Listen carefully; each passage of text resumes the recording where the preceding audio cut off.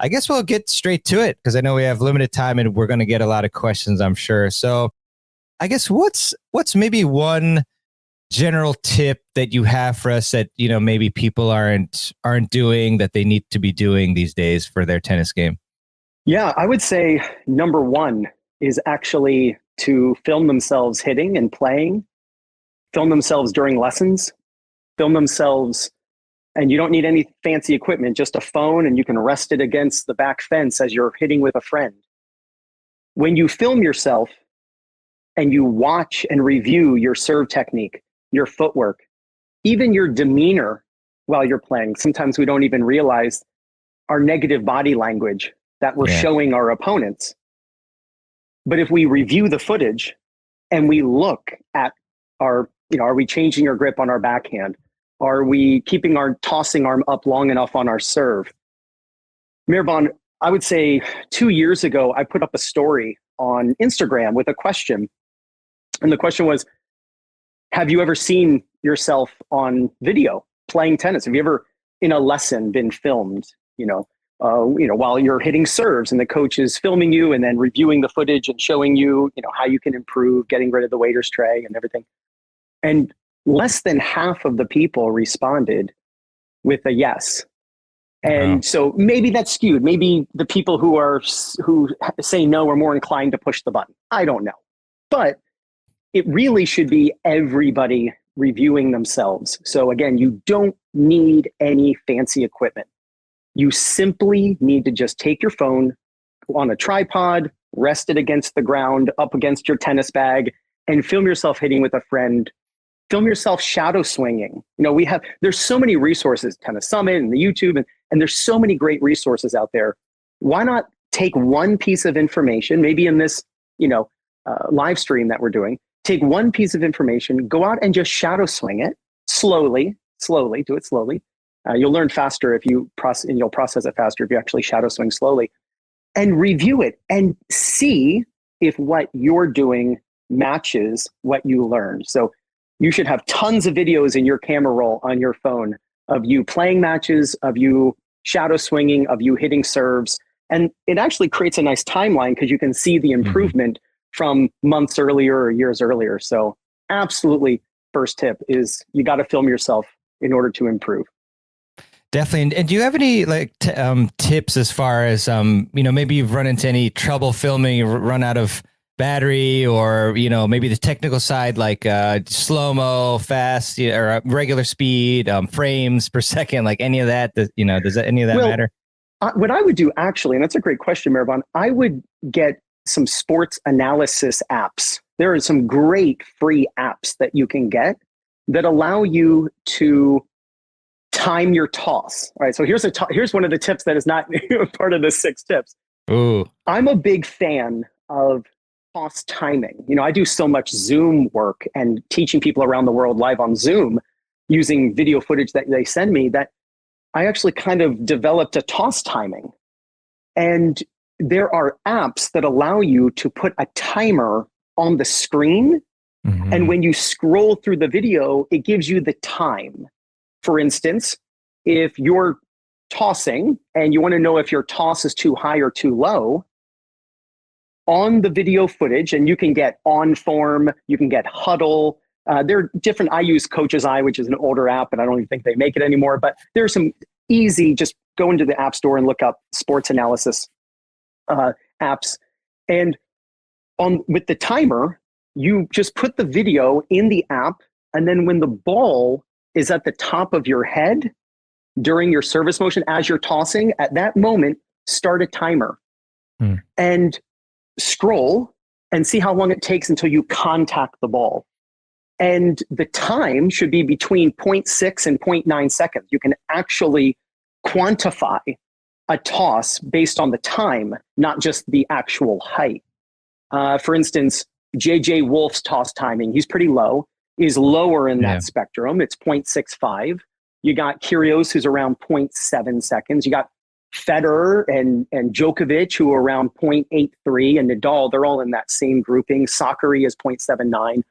And even Sampras, people think of Sampras maybe having like a higher toss, but he was just outside that range, 0.93.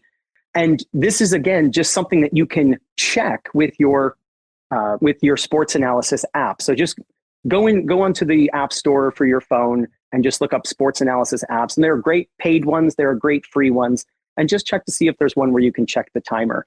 And again, you can check your split step timing to see if it's coinciding with your brain and how fast you process, which is around 0.2 seconds. So you actually want to land your split step 0.2 seconds after your opponent hits, so that you're landing as your brain is reacting to the visual of the ball coming off the strings, so that when you land, you're pressing against the ground and you're so much faster in your first step. That's another tip.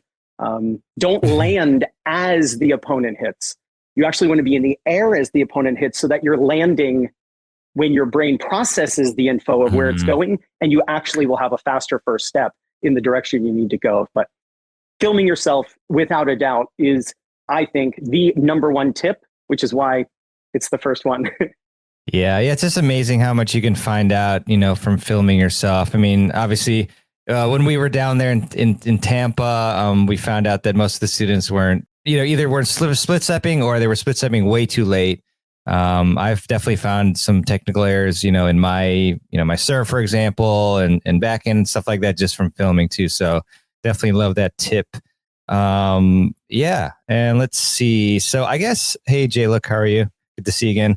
So let's go to another tip, and then hopefully we'll get some questions. And yeah, I mean, maybe give us a tip that we can use where, we can kind of increase our margin for error, perhaps.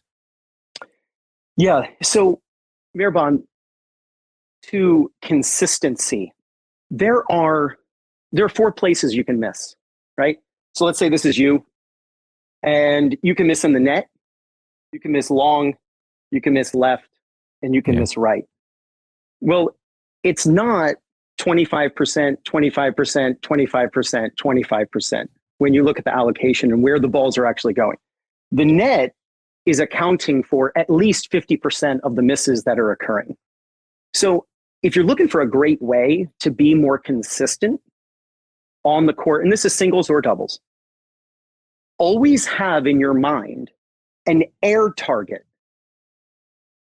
height that you are trying to make the ball pass over the net. I ask my students often, I say, what percentage of the time, and I would love if the viewers even could write in the comments, what percentage of the time when you're rallying, hitting forehands or backhands, whatever, playing a match, what percentage of the time are you aiming to a very specific height over the net? The answer should be 100%. I mean, that's what percentage of the time is LeBron James, when he shoots a basketball, trying to get it in the hoop? Well, that's obviously 100. And then we obviously fall short of that because nobody's perfect. But you should, in your mind, have an idea of how high over the net you're trying to make the ball cross. See, there are 2 targets on a tennis court. There's an air target above the net, court target. And the speed you hit the ball, the spin you put on the ball, plus the height the ball crosses over the net equals where the ball lands. And that recipe, you need those 3 ingredients, speed, spin, and height over the net to get the court target. And if it's like making a chocolate cake. You forget any of those ingredients, you don't end up with a chocolate cake. And so what I started doing with students, let's say they had a technical error, right? And they just swung like a forehand like this. They just swung straight across and the ball just buried into the net. I stopped mehrban initially making a technical change. And I started asking them, hey, George, how high over the net were you aiming on that shot? I wasn't aiming to a specific height over the net. So if you're not making a specific dinner or a specific recipe, like how can you then want a specific result to come in at the end? So I think having in your mind an air target is the easiest way to become more consistent. At the club where I coached for 25 years, I would take helium balloons. I would just go to the grocery store and I would get a helium balloon on a long string. And I would tie the helium balloon to the net and it would float above the net. And I would have two students rally and try to hit the air target, that hit the physical balloon that's floating 3 feet above the net, 8 feet above the net. And people hear 8 feet, like, what? Isn't that too high? Well, isn't a lob going way up in the air? So get a really long string and have, your juniors, if you're a coach, lob back and forth. And understand that's how high, whatever, that you're trying to get the ball to go over the net. But consistency comes from hitting the net less. And hitting the net less comes from having an air target. To give you one more idea here on how to vary the air target, as you move forward, aim lower. And as you move back, aim higher over the net. Now, of course, there are exceptions. If your opponent's coming to the net or you're playing doubles, of course, there are exceptions. But there are exceptions because there's a rule. So know the rule first, then you can learn all the exceptions. But air targets, they are the key. Start doing that 100% of the time. Be so specific with the exact height you're trying to make the ball go over the net, and you'll find out how consistent you can actually be on the court. Yeah, that's awesome, Ryan. Appreciate it. And do you also kind of vary the net height, like as you move, like if you're hitting it to one extreme or the other, or from, absolutely. Yeah. So if I go over here, let me actually put it on this side. If I go over here and I want to hit the ball cross court, well, that's 82 and a half feet. So the court is 78 feet long, but in singles diagonally, it's 82 and a half. So you have that extra distance so you can hit the ball even higher. If you're way off the court, then you can hit really high to give yourself time to get back into the court. But those are all the, as you brilliantly said, those are all the exceptions. And there are a lot of exceptions, but you have to start out with the idea that you always want to have a height over the net. Yeah. Awesome. Awesome. Good stuff. So yeah, Linda says, great information, top notch. Awesome. Thanks, Linda. Jay Look says, coach's eye. And then we have Mr. Peter Freeman says, I want cake, coffee, and ice cream now. Jeez, what a glutton. Just kidding. And then he says, what if Mehrban is playing VR tennis? How high should he aim? More inside jokes. Oh, sorry, Ryan. I almost hit you. No, I have video of it. Don't worry. Oh, yeah. I recorded you. Man. Ready to blackmail me. Oh, my gosh. That's so funny. Good stuff. Good stuff. Cool. Well, we're getting more people in here, so that's great. In terms of single strategy, let's go with that first. What is one of your favorite tips for us with that? Involve your opponent when they come to the net. Okay. This completely changes the way people play singles, and it makes them not afraid of when their opponent comes forward. So we cannot keep our opponent from coming to the net. We just can't do it. So sometimes they hit an amazing shot. Sometimes they serve and volley. Sometimes we just hit short, right? We all hit short. So we hit short. The opponent is now coming in. I ask my students, what are the 4 shots you can hit when your opponent comes to the net? And they always say, down the line passing shot, cross court passing shot, and lob. They pick the 3 ways to avoid.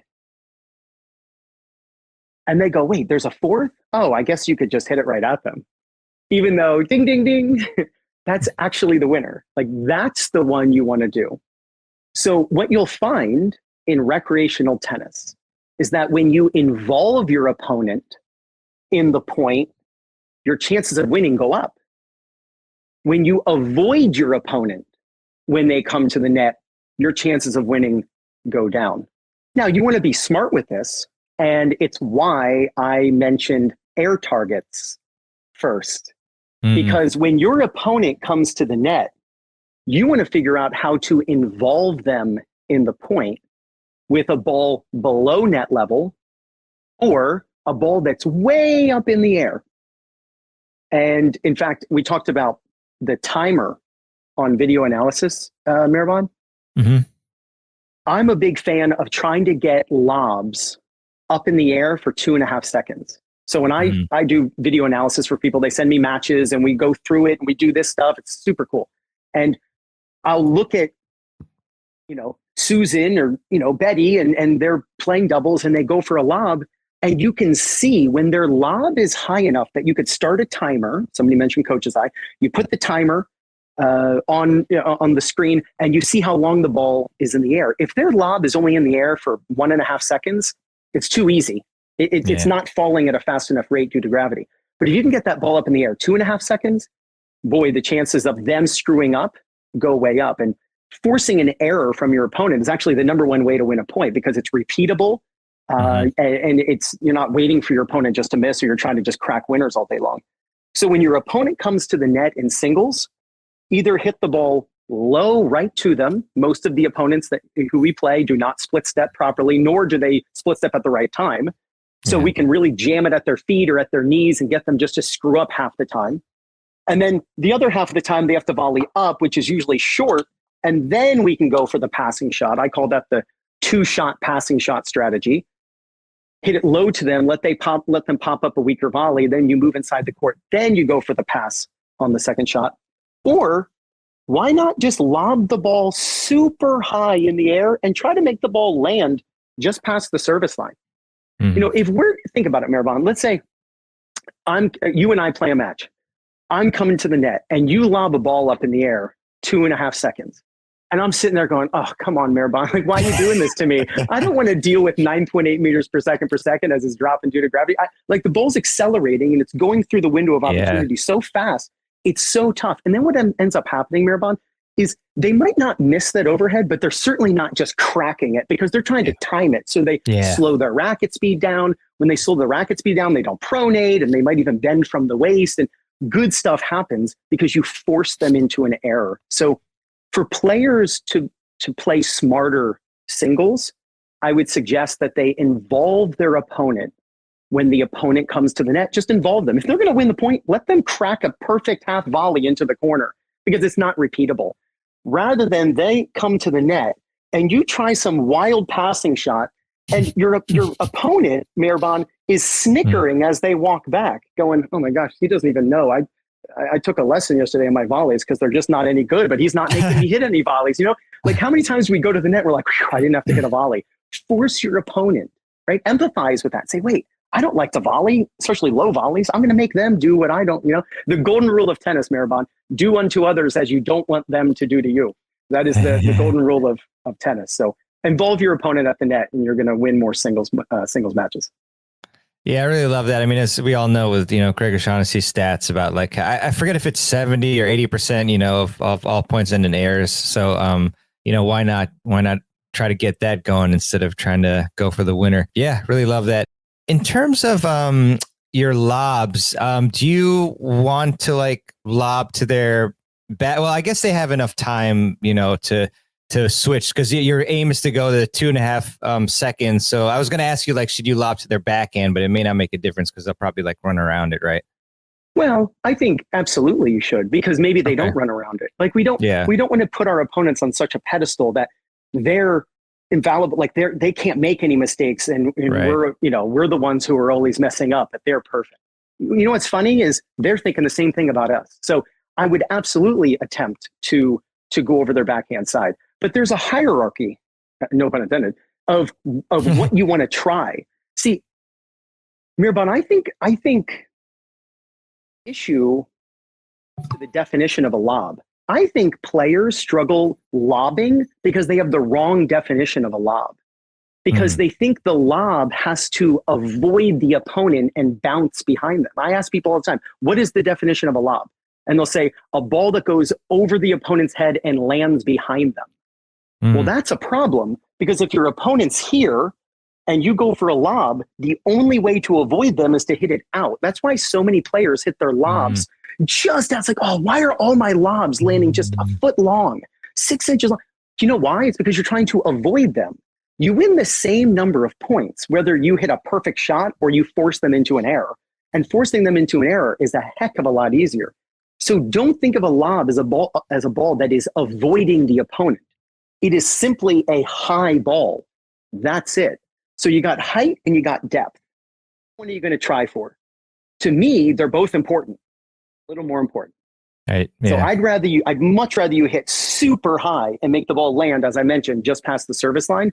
And you will absolutely win a lot more of those points. Again, than if you're just trying to crack a winner, or you're trying to hit this perfect topspin lob that hits the back of the line. And in most leagues, you hit the back of the line, it was just it's out. you know what I mean? Man, So yeah, don't I even know give your opponents the opportunity to call your amazing lobs without coaching, without Hawkeye or without the stuff that they have on TV for the lines. Don't even give them the opportunity to rob you from of a point. Yeah, sadly, I know that from experience. Yeah, I mean, it's really a very cool mindset shift that you mentioned because, yeah, I definitely I can see how a lot of players, like when they think lob hit over their head. I did that. I mean, yeah, I think when I'm like really scrambling on the defense and hitting a lob, I definitely don't think like hit over their head. But I think if I'm in a neutral or offensive position to hit a lob, I think I probably do think about doing that more often. Well, can I say, I think that was when you should go over their backhand side. If you're not trying to go for a really high lob and you're just going to try to spin it, a little more of an offensive lob, that's when you're really going to be thinking, okay, I'm going to go over the backhand, right? Because they're not going to have the time to go around it and they have to hit a backhand overhead, which most players, their forehand overhead is better than their backhand overhead. Yeah. Gotcha. Right. And then should it be the same mindset still for the topspin lob as well, where you think like, maybe involve them so that, you're not going to make an error, but obviously it'll be a tough overhead if it's a topspin lob still. Yeah. That's that idea of hitting to their backhand, hitting up over their backhand side. Whether you're hitting a topspin lob, whether you're hitting a flat lob, I'm a fan of just involving them. What's nice about the topspin is it doesn't give them the time, right? It doesn't give them the time because it's not going as high. That 2.5 seconds is not on an offensive lob. That's on a defensive or just hit it up in the air and just let them screw up the overhead. But when you're going to hit more of let's say it's a second volley, a third volley, now they're closer to the net, doubles and somebody's closed off the net and they're susceptible. Well, then, of course, getting a ball up high, the fact that they're close to the net just means the ball's going to land behind them. But speaking generally, allowing your opponent to be a non-professional tennis player and allowing them to miss because of that, let's use the fact that we're not playing pro tennis players to our advantage and force them into that error. Yeah, no, 100%. Got some comments here. Jay looks says 100. I think that's referring to how much of the time do you think about hitting it, the height of your shot, which is very impressive. 100%. Wow. Craig, heavy topspin shot at them that will quickly dip on them. Very hard to counter the spin and put it back. Yeah. I mean, that's like a bread and butter for me, when I'm playing doubles. Let's see, Craig again. Benefit of going to backhand side with lob is if they run around it, they're also pulling themselves away from center of court and opens up more space for your next shot to them. That's very observant. Very good point. And then Jay, look, short ball to drop their feet at their feet when they come to the net, get a chance to hit an overhead. Yeah, good stuff. Ryan, I think it might be a little too early for the people to ask questions. Maybe, I don't know, in the AM. I mean, but I'm sure we'll get them soon. We'll get there. Yeah, no problem. Yeah, but yeah, this is a really good one. I think if you just implement this alone, you're going to win a lot more points. So I love it. So we've done a singles tip, Ryan. How about we shift over to maybe your favorite doubles strategy tip? Sure, that's a great idea. So I'm a fan of really simple strategies, and I think the simplest when it comes to doubles is to simply hit the ball to the opponent who is standing where you're standing. Hit the ball to the opponent who is standing where you're standing. Let's go over this. Your job in the back is to prolong the point. Your job is to keep the point going. We know you mentioned Craig O'Shaughnessy. When you're playing doubles and you end the point with your shot as a baseliner, you only win the point 25% of the time. It's why when we crack a winner down the alley, it feels so good because it doesn't happen more than it happens less than it doesn't happen. So it's why. So it's a low percentage shot. So when you're in the back, your job is to keep the point going. And you do that by hitting it to the other team's back person. So we say, your job is to prolong the point. You want to hit it to the other team's prolonger, right? The person who's prolonging the point for the other team. Well, when you're at the net, your job is to end the point. when you're at the net and you end the point, you win the point 65% of the time, 66% of the time. So when you're at the net, you end the point. Here's the issue with being at the net in doubles.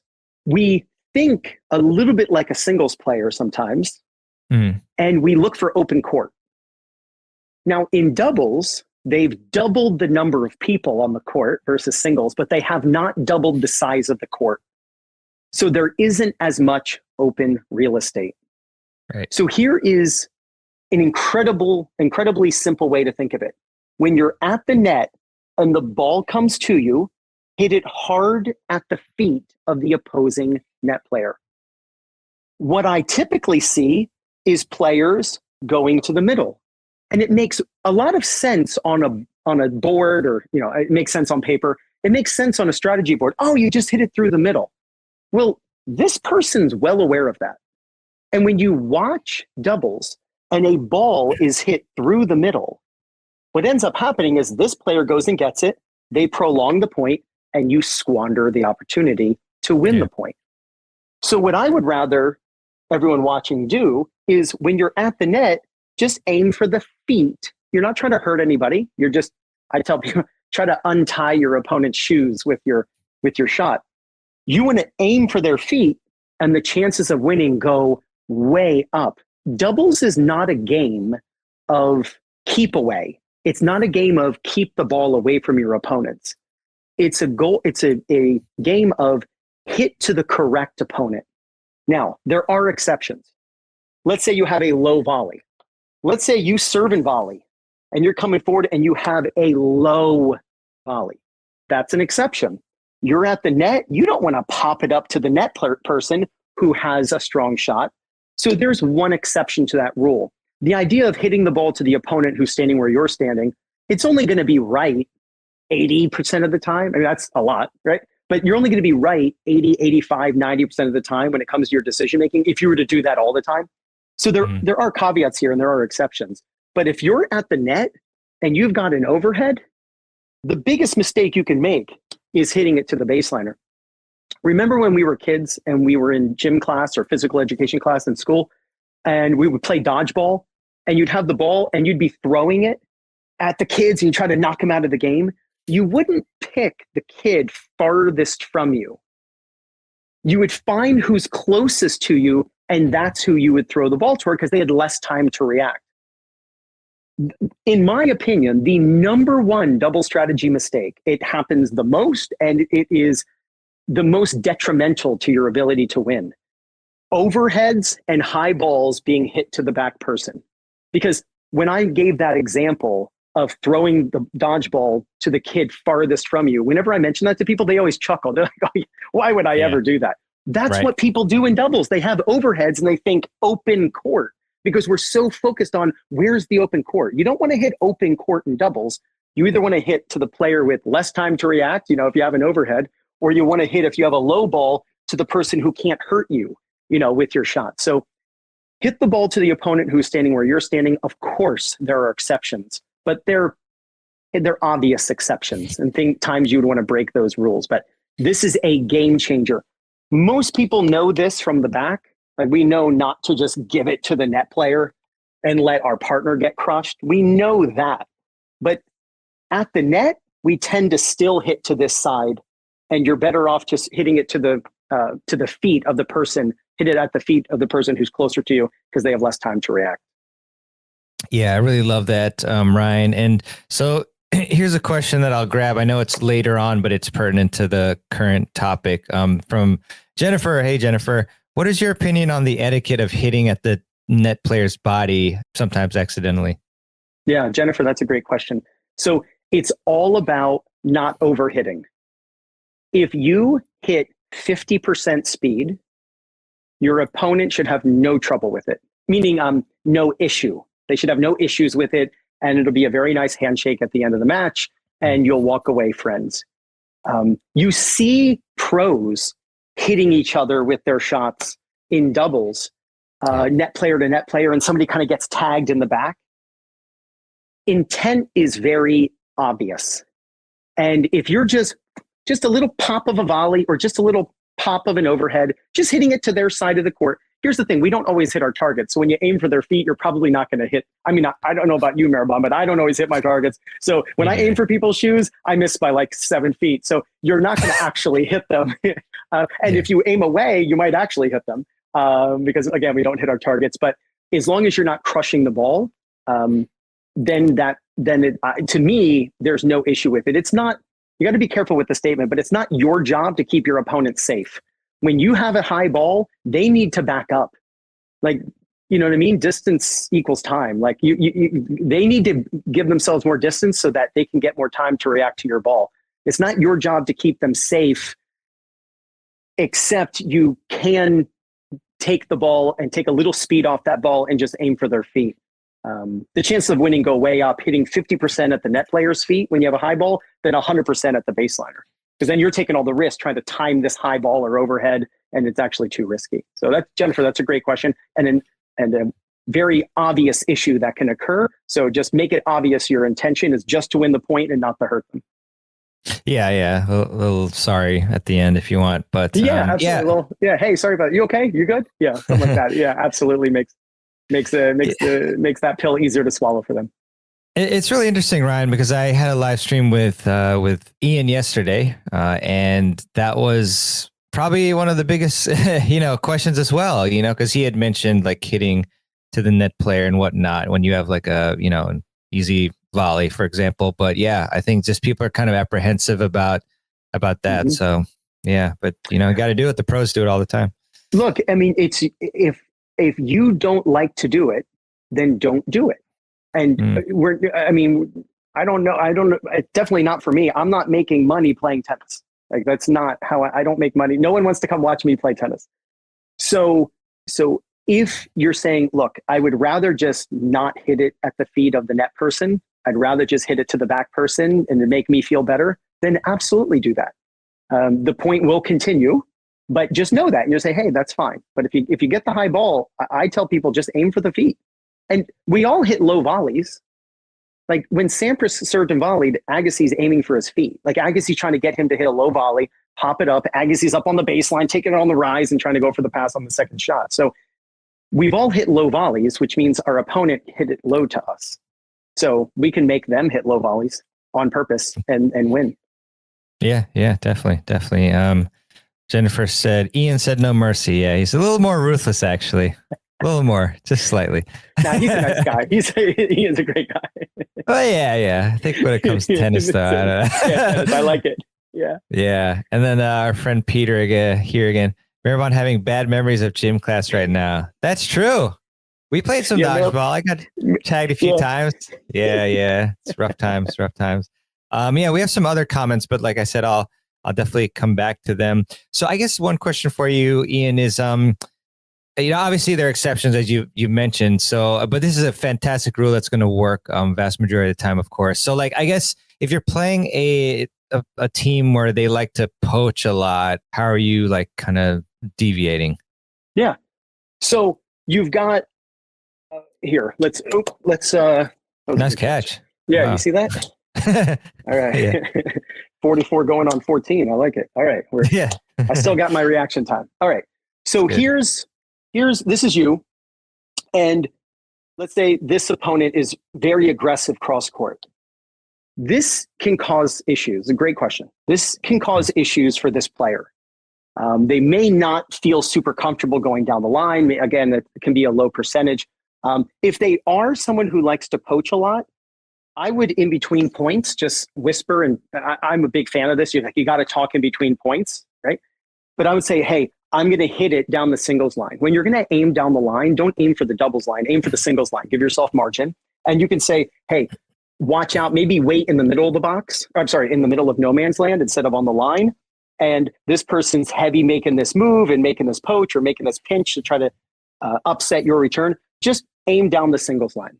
Another thing you can do is to lob. But remember, the definition of a lob is not a ball that goes over someone's head. It's just a high ball. One of the reasons, going back to that idea, mehrban, one of the reasons that is so important is we have to understand that a cross-court lob is a great strategy. Your opponent cannot grow. They can't get taller. They can run left and right. So what ends up happening is you get this person, let's say this is you, mehrban, and you're returning, and this person's just causing all problems, and you're trying to avoid them. And what always happens? We end up hitting it wide because we're trying to avoid them. Well, when I say, and for the players watching, when I say, hey, try a lob to avoid the person, we immediately think down the line. We immediately think, oh, the lob has to go down the line. Why? Because a lob has to go over someone's head. But we know that's not true. Right. A ball doesn't. You ever seen two 12-year-olds playing in the finals of a tournament, and you're like, wow, we're gonna be late for everything. Like, this match is gonna last 7 hours because they're just lobbing back and forth from back at the fence. Lobbing back and forth. So I would recommend lobbing cross court. You have all of that extra distance, and it doesn't have to be a perfect lob that goes over this player's head. Then your partner gets crushed because net players aim for net players.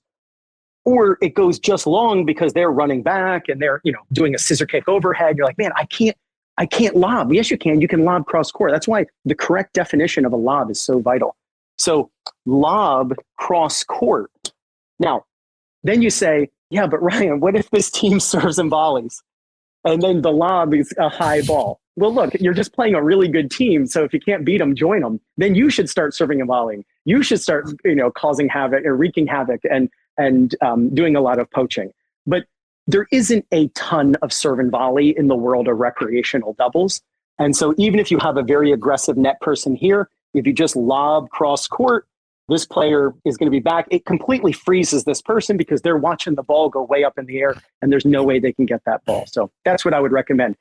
Let your partner know that you're going to try down the line on the singles line just to kind of keep them thinking, but also don't be afraid of a lob going cross court. And when you're successful with that, move in. Now you got 2 against 1 because no matter where they hit, you both pick on this person. So it's the 2 of you picking on that person. So yeah, love that. Thanks, Ryan. So I think I can go to like all questions now, just generally, if you don't mind for a bit. Yeah. Awesome. So let's see. Born Jason, how do you teach juniors to hit a dipper that lands at the net player's feet? Hey, Jason, good to see you. Yeah, so it's similar to what I do to teach drop shots. So I teach people to hit drop shots that land on their own side. Drop volleys, drop shots, because people tend to put too much air and too much distance. So I'm a big fan of just extremes. So I'll have people practice there's a real skill to it, by the way. Yeah. Hitting a drop shot that lands on your own side that does not even cross the net. So I would recommend teaching juniors who obviously, if you're saying dipper, that means they understand RPM and they can get enough RPM on that ball with racket speed to actually dip. So once they can spin the heck out of the ball, get them to, look, I want you to hit the ball up off your racket, but try to get it to hit the net. And their brain's going to explode. Like, wait, how do I swing fast, get the ball to go up off my racket, hit the net? You know what they'll do, mehrban? They'll hit a perfect shot right at the feet because they're going to be so extreme with the spin allocation. So your racket speed is allocated into ball spin and ball speed. And it goes like this, right? And so as you hit more spin, the ball travels slower and vice versa. So when you are swinging really fast and leading with the edge, let me grab my racket. Tennis is an edge sport. You want to lead with the edge of the racket toward the ball. If my racket had googly eyes, those googly eyes, you can like, I love those stickers. If my strings had googly eyes, the googly eyes shouldn't see the ball. Like your racket should have no clue you're about to hit a ball. That's the feeling. I tell people, hit Australia with your racket, like hit the South Pole, like be way down here. Like that's the feeling that you're going to hit the edge of the racket. And then they end up not hitting the string or not hitting the frame, and then they spin the heck out of it. But if you can get them to try to hit the ball up off the racket and make it hit the net as a drill, they'll think it's hilarious. Wait, you want me to hit the net? But what actually happens is they hit the perfect shot that barely goes over the net, and you've just taught them a skill. The goal of a coach, Jason, isn't always to be right. The goal is to be helpful. And so if you have an uncle who's always late to birthday parties, you tell him, oh, the party's at 2, and you're like, everyone else come at 3. We just know, Uncle John's always an hour late. Like your goal is to tell people what they need to hear in order for them to have the desired result. Sometimes if you tell them the right thing to do, they can't do it. So you go to one end of the spectrum to try to get them away from where they used to be. So I would tell them, spin the ball and try to make the ball land in your own side of the net. Make it go up off your racket and make it land on your own side of the net, and watch how the ball actually dips right at their feet. Oh, such a good drill. Awesome. Thanks, Ryan. Let's see here. I've got Jay, look, are moon balls classified as lobs? What do you think? Absolutely. It's a high ball. Yeah. It goes to the moon, Alex. Yeah. Yeah. I mean, it's, it's going way up in the air. That's a lob. Yeah. So moon balls are what we call lobs that don't go over someone's head. So if you have two people moonballing, but I think it's erroneous to actually separate them. It's just a lob. We think, again, a lob is a ball that goes over someone's head. But if you have two people standing 10 feet behind the baseline, moonballing, we don't call it lobbing, we call it moonballing. But it is lobbing, because I think we have the wrong definition of a lob. It's just a high ball. It's a moonball. So yes, moonballs are lobs.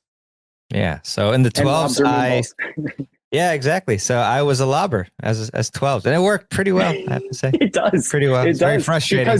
Because you avoided the net. Yeah, exactly. You had an air target. Yeah, I remember. Sorry, Ryan. Yeah, I remember one of the kids I played who actually turned out to be a very high level junior, but he screamed. He's like, "This isn't tennis!" Yeah. Oh man, so funny. It's the truth. It's the truth. Yeah. Oh, sorry, we did this one. Thank you though, Jane. Hello, how are you? Okay, the trick shotters, cool. Picture there. Where is it best to serve in doubles? I used to think to go wide on the ad and deuce court. Yeah, great question. Great question. So where you serve very much sets up where the return is going to go. So if you play baseball or you understand baseball, you know there's a spray chart where the ball tends to be hit. So right-handed batters tend to hit the ball to left field. Left-handed batters tend to hit the ball to right field. There's an X that is drawn. Several years ago, I actually stopped, and it was really from Gigi Fernandez. I really started kind of flipping what I used to teach. And so now I'm just telling people, look, serve to the inside ground stroke and hold, and that ball will be pulled right to you. If you serve to the outside ground stroke, this person, the trick shotters, they were talking about serving out wide, especially if this is their backhand. That's the perfect time to poach, because the ball coming to your backhand, it's not easy to push it down the line. Like, it's a weird angle. And especially if the ball's coming here, it kind of wants to come back this way. So if you have somebody who keeps poaching and they're very aggressive, let's say this is your partner, and let's say it's a round robin at your club on a Saturday night, and you got someone who just keeps poaching over and over and over again, and they're super aggressive getting up here and pinching to the middle. You don't want to serve down the tee, because they're going to move like this, and that ball naturally wants to go this way. You're actually setting them up to fail. So inside ground strokes, which are ground strokes toward the inside of the court, tend to be hit to the net player. Outside ground strokes, balls that go out wide, tend to be hit cross court. So that's why it's so important that you are talking with your partner and discussing. I mean, you see the pros, they do signals. You can just get together for 1 second, and let's say you're serving, and just say, I'm going to serve out wide. And that's it. You just say, I'm going to serve out wide. Well, if your partner is attempting to serve out wide, when you see, remember, you're watching this player, when you see them turn out wide, especially if it's their backhand side, you know that 90% of the time that ball's going cross court. So you can just make this little move and you'll be in the way of it. The other side is true. It's a little harder if you're playing a right-hander and you serve out wide, because if it's a right-hander out wide, then on the deuce side, then the down the line is a little more of an option. But if you serve to their backhand, if you serve to the inside ground stroke, I mean, that ball's getting pulled to this player all the time. Just if any of you play doubles and you play on the deuce side, you know it's not the easiest thing in the world to hit a backhand cross court. Yeah. It feels better to pull it down the line. So realize there are consequences to where you serve. And if you serve to one side or the other, we might not realize happening, but we do, mehrban, decide where we're going to hit the ball based on if we're hitting on this side of our body or this side of our body. We have a ball here, we think, I'm going that way. If we get a backhand, we're like, I'm going that way. Where if we would have just been standing in the same place, but hitting on the other wing, we would have chosen a different target. And again, that's from Gigi. And when I heard that from Gigi, I'm like, oh my gosh, I used to teach just follow the ball. Like if it's down the tee, you go like this. And it never occurred to me. So a few years back, I was like, I'm scrapping that. I am not teaching that anymore. Because what Gigi is saying, I think she has some experience in it. What she's saying made total sense. And I just flipped what I started teaching. And it has made all the difference in my students. And I love that about you, Ryan. Always, trying to improve and, when you learn something that's different from what you're teaching, and it makes sense, you keep at it. You change instead of like just sticking with, for ego and stuff, which happens. Mm-hmm. So everyone, we need to move on to the next couple, and then I'll come back to questions. But just an aside that Ryan does do a lot of Instagram live, so you should definitely follow him on Instagram, and then you can, I think, ask questions when he does lives there. But we'll try to get some more questions in if we can. So, Ryan, how about let's do a technique tip, maybe ground strokes, let's say. What do you have for us? Mehrban, on the forehand, I want people, and again, this is why you have to film yourself. I want people to wave to the opponent with their non-hitting hand as they're striking the ball. So on your forehand, and we see video after video, I make a ton of videos on YouTube about this topic, but we see video after video about rotating the hips. And we think of it as, well, the body turns, and that's what pulls the racket. And if you're loose enough, that's when the butt cap's going to point at the ball and you get some lag and pre-stretch in the forearm. But there's another piece of advice that you greatly benefit from, which actually unlocks the ability to turn the hips. If you look at different levels of play, you can see, Mehrban, a correlation between the height of their non-hitting hand at contact and the level of that player. The higher the level of the player, the higher their non-hitting hand. Like any rule, there are always exceptions. The lower the non-hitting hand is as they're striking the ball, the lower the level of the player. If you went to Vegas and you just started betting on that, you would walk away with an entire casino because you're gonna be a billionaire. Because when you are hitting a forehand, if we just think about like basic technique, best to take the racket back if you can help it with both hands, right? Whether you just kind of turn and give two high fives or you truly take the racket back with both hands, it's good to take the racket back as a unit turn. But we really want to be careful about what we do with this non-hitting hand. After you take the racket back with both hands, or it just goes with it, as the racket drops, the non-hitting hand should clear out of the way, almost like you're pushing someone out of the way who's, impeding your view of seeing over the court or over the net. So when you hit a tennis ball, we want to, as the racket drops, start clearing this hand, and at contact, look like you are waving. So when you film yourself hitting a tennis ball, stop it. Again, that's tip number one, film yourself. Stop the video at contact and look at the height of your non-hitting hand. I'm willing to bet if you are struggling rotating your hips, then you are most likely keeping your non-hitting hand down. There are players, especially beginners and some intermediates, who look like they're hugging themselves as they're hitting the ball. They look like they're in a straitjacket as they're hitting. That player is hugging themselves, which creates a zero net force. Your arm's going this way, this arm's going this way, your hips have no idea who to listen to, and you can't turn your hips. So if we can move this non-hitting hand out of the way, it clears a path for the hips to turn, which brings the arm through, which points the butt cap at the ball, which allows for racket acceleration. So turn with both hands and then wave to the opponent. You look at Leighton Hewitt. Leighton Hewitt is one of the best examples. Look at a Leighton Hewitt forehand and stop the racket at contact. And you'll see, there it is. You'll see the non-hitting hand waving to the opponent. when he's striking the ball, his non-hitting hand looks like he's waving to the opponent. You can see Novak Djokovic doing the same thing. Novak, when he's hitting the ball, waving to the opponent. I will put a hula hoop over people's arm or under people's arms just to keep it up so that they can't drop it. You want to turn with both hands in the forehand, but then wave to the opponent. Now, after that, I teach catching just as a way to make sure that you waved.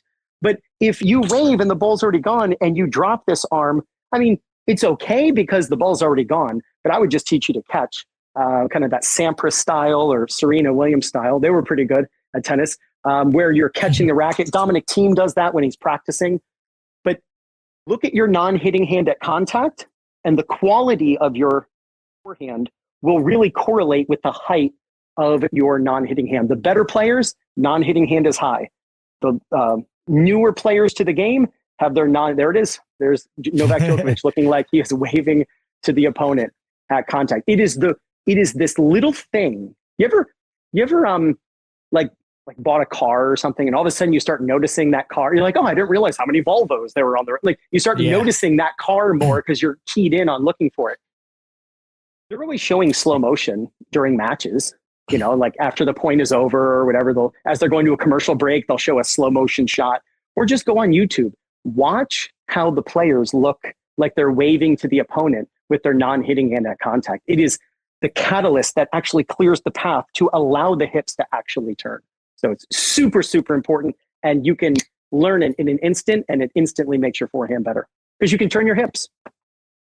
Yeah, such a good tip. And I was joking with Ryan yesterday. Just think about Leighton Highwit. So bad. Sorry. So bad. Oh boy. I apologize, everyone. That's right. That's right. Ryan, awesome tip there. Love that. And when I looked at a picture of myself in college, actually, that people were making fun of, I actually was waving. So I was very happy to see that. But yeah, we definitely should move on maybe to your sixth tip. And let's do like one more technique tip, maybe. Got it. Well, we're always going to save it best for last. The birthday hat. So please go out and practice hitting serves with a physical birthday hat. So I came up with this in 2014.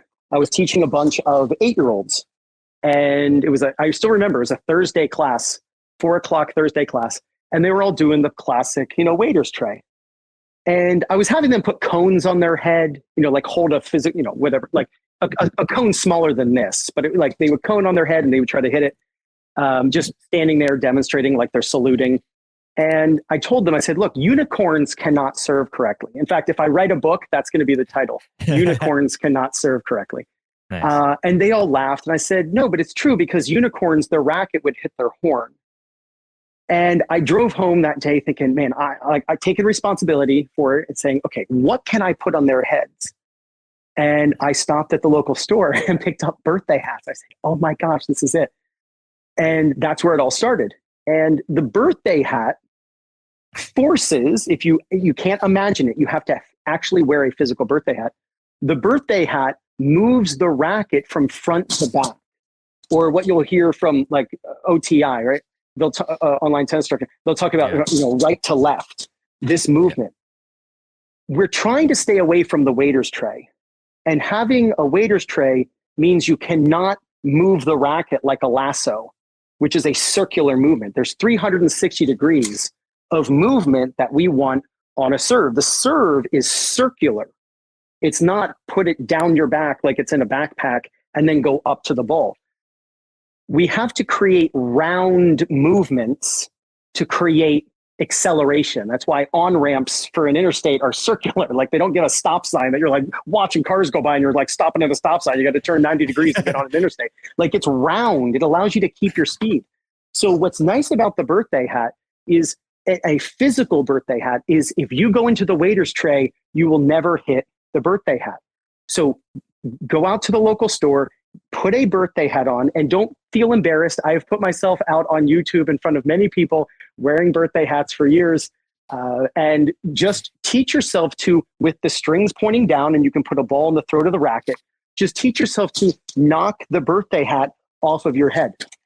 My favorite player of all time, Pete Sampras, did not hit the birthday hat. You look at Shapovalov, he does not hit the birthday hat. And that's okay because they're not going into a waiter's tray. Their racket comes around. Their strings are actually slightly closed at this point, and then incredible pronation. So their serve is not wrong for hitting a birthday hat. But if you've got a waiter's tray serve, you can't rationalize it and say, well, I'm just like Pete Sampras because I don't hit the birthday hat either. It doesn't work that way. Wear a physical birthday hat and hit the birthday hat with your racket. Even if you get within a couple inches of it and you're trying to hit the hat, it's going to teach you more of a circular swing, rather than just dropping the racket down. Mehrban, I've had people reach out to me and they say, hey, Ryan, I tried your birthday hat tip and it just did not work for me. And I'll say, I'm so sorry to hear that. Hey, I got a quick question for you. What color is your birthday hat? And they'll say, bottom. And they go, I didn't actually wear one. It's how I sniff it out. It's how I sniff it out every time. They will say it didn't work. And then I ask them what color their birthday hat is. And they say, I didn't actually wear one. And I say, look, there's a reason I don't say imagine. Like wear a physical birthday hat and put it on your head. And if you can get within a couple inches of it, like Milos Raonic, like he would go over his head, but it would be a little higher, or an adult. Not every pro hits the birthday hat. But JJ Wolf does, Roger Federer does, Naomi Osaka does, Nick Kyrgios, Sam Groth, the fastest. Look at Sam Groth's serve, fastest server of all time. He comes within an inch. Like he doesn't hit the tip of the birthday hat. He hits the base of the birthday hat. It's incredible, 163 miles an hour. And he is obliterate. He would break the string. Like everything. He'd go broke buying birthday hats because 163 miles an hour, every one of those birthday hats breaks. But that's the idea, is learn to even shadow swing at home. If you're embarrassed to do it outside, that's fine. Get some birthday hats and just shadow swing at home and learn how to lift the racket up with your strings down. You can place a ball in the throat, move the racket in over the head. If here's another way of thinking, here's a handheld mirror. If you have a handheld mirror, just point the mirror at the ground and then look at yourself in the mirror as you move the racket. Like don't reflect the ceiling or the sun. Keep the mirror pointing down. But you can't serve and play a match with a mirror. You can actually wear a physical birthday hat and hit serve. That's why I think it's one of the best tips you can have on a serve. Because most serve drills are do the drill and then hope it positively affects your serve when you go up to the line and serve. Tossing and having the ball land on your racket in the ground, or posing in the trophy, like whatever the drill is, serving over a fence to learn a kick serve, whatever it is. It's always do the drill and then hope it improves the serve. Here, you can actually do a serve, a physical serve, and do the drill, and you get instant feedback as whether you came in over your head, drawing 360 degrees, or went into the waiter's tray. Yeah, I'm telling you, I mean, I have done this drill with the birthday hat, and it, no joke, has added a significant amount of power, because I did actually have a bit of a wrist break, so to speak, and that took it away. And powerful drill. Everybody, I wish we could do all your questions, but we do have time constraints, unfortunately. But I definitely highly encourage you to check out 2 Minute Tennis on YouTube. As well as go to Ryan's Instagram page, or any pages, but Instagram, I know he does lives and answers questions and stuff. Oh, yeah, sure. Can you do 10 more minutes? Oh, yeah, I can, if you can. Is that okay? Yeah, okay. Oh, great. Yeah, oh, awesome. Yeah. I really appreciate it. Let's knock this quick one out. I think the answer is clear for us. So do you get a deeper racket drop if you're doing a birthday hat movement? Great question. Okay, so to me, the racket drop, so the answer to that question is absolutely. Yeah. The racket drop, Susanna, is created by two things. One, the elbow driving up and leg drive. So the elbow driving up is what drops the racket. I gave a lesson to a guy in London yesterday on Zoom. He sends me videos of his serve, and I put him side by side. He can see himself on the screen, and I'm putting him side by side with Felix Auger-Aliassime and Roger Federer, and it's really cool. And Mehrban, you were even talking about that wrist break, like that wrist extension. where the mirror faces the sky. We all do that a little too much, and we're all trying to get better at that. What's so common and what I see all the time are players shoving the racket down to try to make the racket drop. The racket drop comes from the elbow going up. So when you, again, film yourself hitting serves, film yourself from the back. So I'm serving against that wall. What you want to see is your elbow go the opposite direction compared to your racket. So look at the tip of my racket and now look at my elbow and watch how my elbow is going to come up to here as my racket goes down behind me. So my elbow is going up as the racket's going down. Now, you don't get the same racket drop in a shadow swing that you actually do when you're, exploding up with your legs and you've got speed and your arm is elastic and it stretches back. The birthday hat absolutely allows for a racket drop, but the birthday hat doesn't actually have anything to do with the racket drop. What I would say is people who go into the waiter's tray have less of a racket drop because they use wrist extension to try to drop the racket. Yeah. And in that position, then they push the ball almost like they're doing shot put in the Olympics and they're just pushing the ball. We want to drive the elbow up. So the racket passes in over the head and then you drive the elbow up. And the elbow driving up is how you get that circular motion that I talked about, that 360 degrees. So Kyrgios has a racket drop and JJ Wolf has a racket drop and Naomi Osaka has a racket drop and Sam Groff and John Isner. They would all hit the birthday hat. So if you're hitting the birthday hat, but you don't have a racket drop, it has nothing to do actually with the birthday hat. Pay attention to the elbow. You want your elbow on the serve to get higher than your hand. And there's no better example than Felix Auger-Aliassime. You watch him in slow motion and his elbow higher than his hand.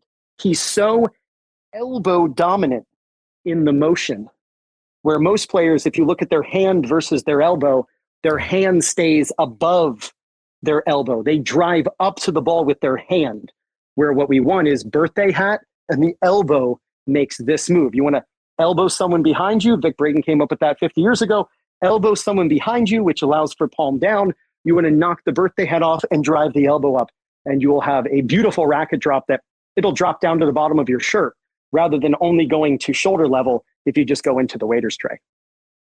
Yeah, it's so powerful again. So let's see, Jason, don't be like TFO and hit a 100-mile-per-hour forehand to Federer at the net. Yeah, that was a sad one. But gotta do what you gotta do, I guess. But yeah, bad. Gabriella, in your opinion, what is the efficiency of the I formation and Australian formation? Yeah, so let's talk about that.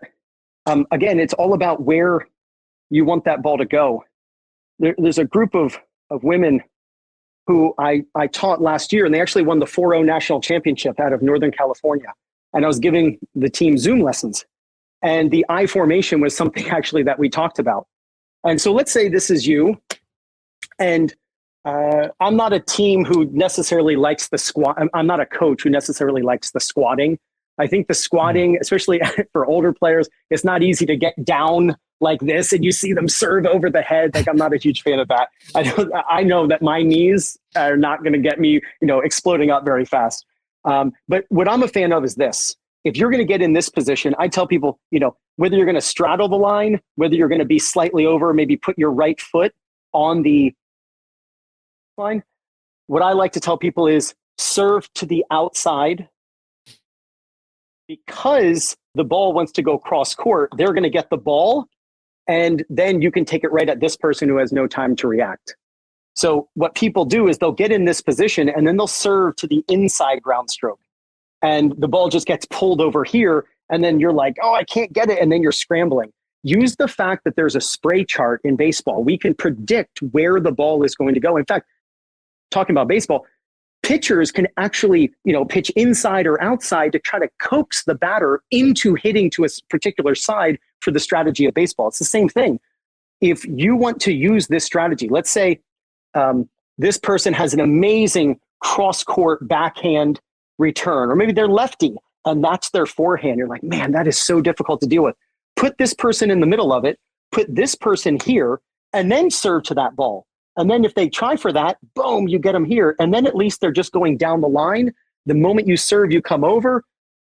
You would hit down the line, because when you're in a situation where it's one up, one back versus one up, one back, but the net players are on the same side, these net players should basically straddle the center service lines and try to poach while there's a down the line singles rally. Both of these players are trying to poach this ball, trying to get it. But I'm a big fan of offsetting and making a different strategy. But I would tell you, it's really important that you understand the consequences of serving to the inside ground stroke, because is going to be hit away from you, and it's going to make you as the server have to pull way off the court, and it's just not in your best interest. Serve slightly to the outside. That'll force them to actually hit it right to your net person. Just the way our arms work, it'll be pulled right to here, and then you go right to that person's feet. Awesome. Thanks, Ryan. So let's try to sneak one more in and go to someone who hasn't asked a question yet. So Perry, nice suit and tie there. When you commit to poaching a serve return, do you hit the ball on the run, or do you need to plan on a pause, perhaps just before opponent makes contact, to make a quality volley? Oh, no, you'll be hitting on the move. Absolutely, you'll be hitting on the move. So you don't want to move to the volley. You want to move through the volley. So the volley is like a finish line. Usain Bolt doesn't stop on the finish line, because you have to slow down before you get there to do that. So you want to move through a volley. So what I tell people is, if you're going to do a poach, right, and you like put signals behind your back, first off, remember, serve out wide, because that means the ball is more likely to be hit cross court. When you serve to this person's out wide shot, they're thinking, pull it cross court. It's just the way our arms work. Our arms are a radius that like wants to go around our body. And so the ball wants to get pulled this way. So you're coaxing them and fooling them into just hitting it right to the poacher. That's why you don't want to hit this way, because as a returner on the ad side, you get a forehand, you might want to go down the line and you're running away from that ball. So serve to the outside. What I tell people is, the moment the ball lands and the ball lands and you see that they're going to be hitting a backhand, once that ball lands, you can just start to move. And as soon as the serve goes, then you can start making that move as well. Your opponents aren't as aware of what's happening as we think, and we don't have to put them on a pedestal. So people say, yeah, but if I serve to Gary, as soon as I serve, if I start running, oh, he knows what I'm doing. Well, who cares if he knows what you're doing? If you serve it to the outside and this guy, your partner, has got the cross court and you've got the down the line, everything's covered. But at least you're making them think about what you're doing, and they can take their focus off of the ball. So as soon as the ball lands, just move. And if the ball is hit cross court and you've got a hit on the move, you hit on the move. Think about it when you're, Perry, think about it when you're in your car. When you slam on the brakes, the front end goes forward and down. Right? So everything goes down and collapses. So if you're running and then you pause just before you hit the volley or as you hit the volley, we bend from the waist and we go forward and down, and we dump the ball in the net. So when we're running through a volley, it's like having your car on cruise control. Everything smooth and is balanced, and your spouse might fall asleep because you're on cruise control. But if you're just like brake, acceleration, like everyone's like, whoa, what is going on? That actually happens with that nobody can sleep in the car because you're just hitting the brakes constantly in the gas. That keeps everything off balance. Moving doesn't mean off balance. It's the changing of the speed, whether slower or faster, that, acceleration and braking, that actually makes us off balance. So I would split, right? You see the ball is bouncing and you just go. And by the way, when you poach, don't think, oh, it's going to be on this side. When you poach, keep your racket in front, because you might have to hit a volley on the side actually where you were leaving, in case they tried to hit behind you or they did hit behind you. So stay in the ready position as you poach across. And when you poach, you just move forward at an angle, get slightly closer to cut off, a perpendicular path, the direction the ball is going. It'll be the shorter distance to that ball. And then move through the volley. Move through the volley and you'll be on balance. It's when you try to stop when you volley that you actually fall off balance. Awesome, Ryan. This was amazing. I really appreciate it. I'm just going to go real quick. Number 1, film yourself playing. Number 2, use air targets. Number 3, involve your opponent. Number 4, hit the ball to the opponent who is standing where you're standing. Number 5, wave to your opponent. That's technique, obviously. And number 6, hit the birthday hat on your serve. So Ryan, thank you so much for your time. Look forward to next time. And everybody, again, check out Ryan's YouTube channel, Instagram. A lot of great questions. I'm sorry we can't get through them, but go on the Instagrams for Ryan, ask them there. And yeah, well, we'll see you next time.